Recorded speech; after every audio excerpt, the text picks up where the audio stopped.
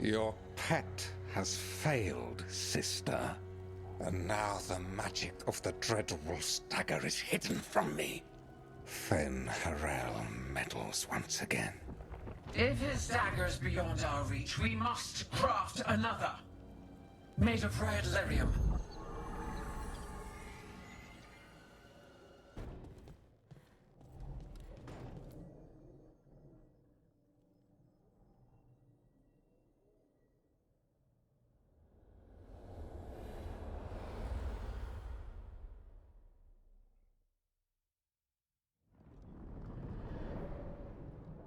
Back so soon. It must have been worse than I had thought. Hello, Dreadwolf. Ah, but perhaps I am mistaken. You may be here to correct me, to tell me that my concerns were unfounded. Did I overstate the danger?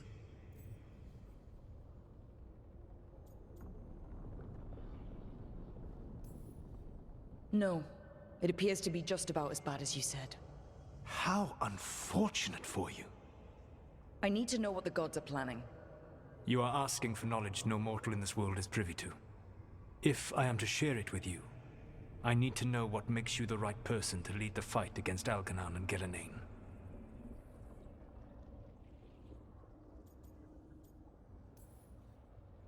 I stopped you, didn't I? You disrupted the ritual. Yeah, I did. Even though I'm nowhere near as powerful as you. Your plan is to tell me how powerful you aren't?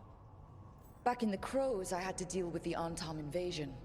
One night, I saw a unit getting ready to transport prisoners to another city. It was way too large for us to hit. But you did so anyway, using unconventional tactics to confuse the Antam and free the prisoners. How do you know that?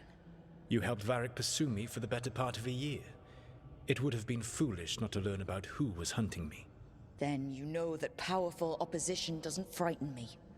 I find a way to get the job done, whatever it takes. I suppose I was not so different when I started. Started what? My rebellion against the Evanuris. The Elven gods, as you call them.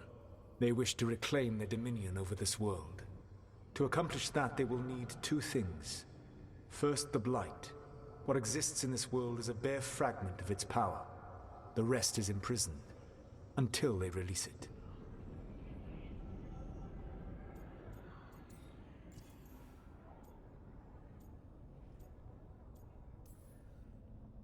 I don't understand. Elgenon and Gillenane were elves like you, right? Why would they want to blight the world? It is my fault. As the Dread Wolf, I was a thorn in their side. When my efforts weakened their grasp on the Elven people, they grew frustrated, then desperate. And turned to the Blight. Once the corruption took hold of them, they were blind to its horror. It was just another source of power for them. Now they would blight the world without hesitation, and call us backward and foolish for opposing them. The rest of the Blight is imprisoned? There's more than what's in the world already? Yes. Centuries ago, the Magisters of Tevinter opened my prison. A tiny fragment of the Blight escaped. That fragment grew beneath the earth and led to the Blights that have swept across the world. However terrible the Blight is now, it is a mere fraction of what we will see if its full power is unleashed. The Blight didn't escape with the gods? Algernon and Gillenane escaped largely empty-handed, fortunately. Most of the Blight is still trapped in the prison I created ages ago. So what we saw at the village, that's them not at full strength? Correct. But we can stop them from freeing the Blight, right? They will need to pierce the veil to reach the Blight's prison. My lyrium dagger is one of the few artifacts capable of doing so. We've already recovered it from the ritual site. Excellent. Then they will have to make their own. That will give you time. You said the gods needed two things, and the Blight is the first? What's the second? Followers. They have called themselves gods. And what is a god without worshippers to sing their praises? I'm not gonna bend a knee to blighted, murdering monsters just because their ears are pointed like mine. I don't think many other elves are going to either. Agreed. Algernon and Gillenane care little for the elves. They will find worshippers among those hungry for power. Tyrants and bullies. The cruel and the corrupt, who fear their own vulnerability and seize any chance to feel strong. If you hunt them, they will lead you to Algernon and Gillenane.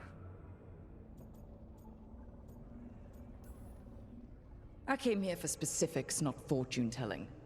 I would tell you more were I not currently in prison thanks to your actions. Fine. I'll go kick the trees and see what falls out. The Veravas, the lighthouse Soluvian, can take you anywhere, if you master its secrets. Have you done so? Not yet, but we've got one of the Veil Jumpers working on it. She'll get it sorted, and we'll see how it goes. Yes. I suppose we will. And when you speak with Varric, please tell him that I regret what happened.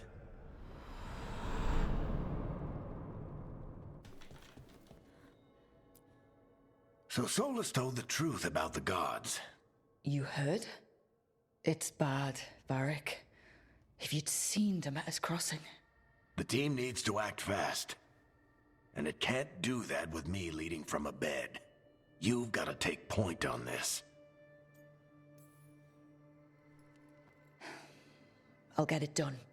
I never doubted it. Never mind. Rook, when I put this team together, what did I look for? A detective to find the Dreadwolf, and a scout to get us the lay of the land. Exactly the people he'd expect me to recruit. Disciplined, predictable. And then there's you. Remember when we first met, kid?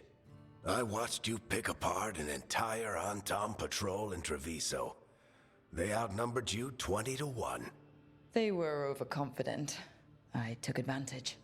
Which no one else did. Crows didn't appreciate the heat it brought down, but you've got a knack, kid. For what? Finding a way through the wildest shit I've ever seen. With a plan that no one expects. On the best day of his life, Solas wouldn't see you coming, Rook. And don't worry. I'll still be here to talk if you need me. There is something. Demeter's crossing was awful. While we were there, we found one survivor, the mayor. You took him back to the Veil Jumpers. Not everyone was happy about my decision. We're just starting out and I'm already losing their trust.